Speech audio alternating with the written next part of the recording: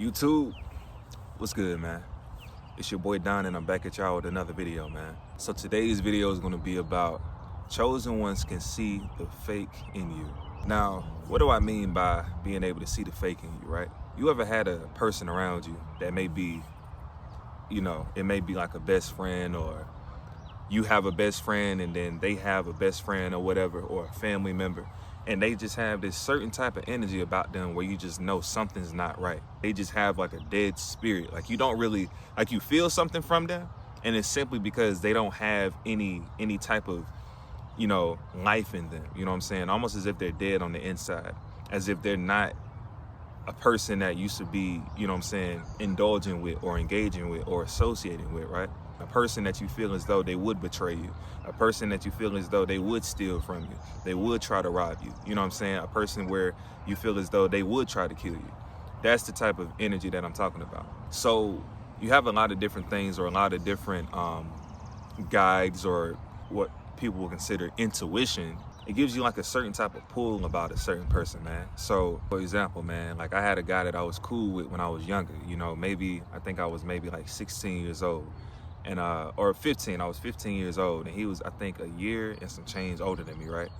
And the dude always had like negative or weird energy towards me, but it was like he was holding it back, but I could still feel that energy from him, almost as if he was hating on me or jealous of me deep down. You know what I'm saying? And there are also certain things that you can pair with that energy that you receive.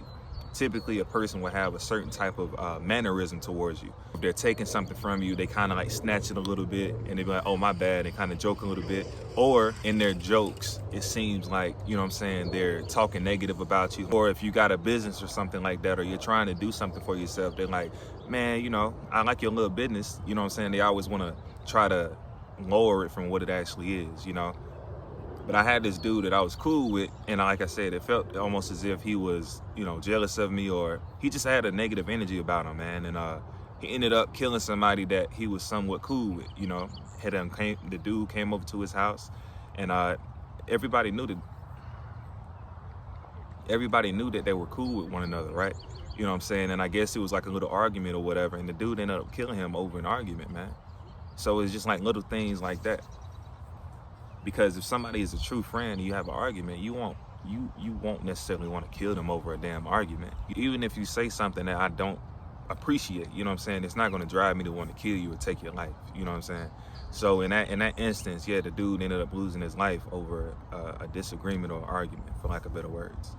And it's pretty unfortunate, that we have a lot of people around us that we have to be very cautious of or aware of, and they like to pose themselves as friends. They like to pose themselves as people that have your back. They like to pose themselves as, certain individuals that have your best benefit.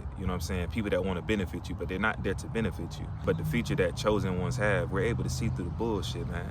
We're able to detect bullshit from a mile away right before something ends up happening.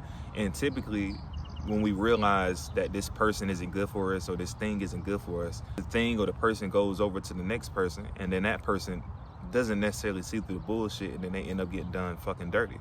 So something was telling me to remove myself away from this dude, because there was just an energy about him that just wasn't cool. Every time I came around him, every time he came around me, it was just like weird type of conflict. And I had to kind of put myself in a position where I never said too much or did too much, because it just seemed like this dude had like a ticking time bomb. And I understand manipulation, I understand psychology, so I was young, man, and we lived right across the street from one another, and the dude was just, on some other bullshit. So at any point in time, the nigga could have kicked the door in and shot a nigga, just a little shit like that. So I understood, I'm gonna make this dude feel as though he's better than me, by not talking so much or not giving a lot of my information out, because I'm already intimidating this motherfucker. And people are scared of this dude. A whole lot of people are scared of this dude, but this dude is intimidated by me. So what I'm gonna do is, even though I'm very motherfucking smart, I'm gonna just be more quiet whenever he's around. You know what I'm saying? And that's just how you have to do in certain situations. You have to remove yourself, or you have to just stay silent. Because sometimes being silent, a lot of people can't gauge who you are or where you are. You know what I'm saying?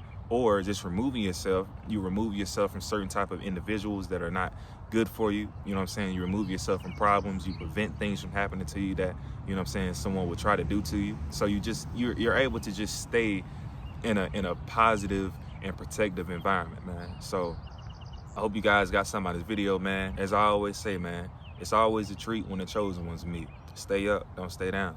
Peace.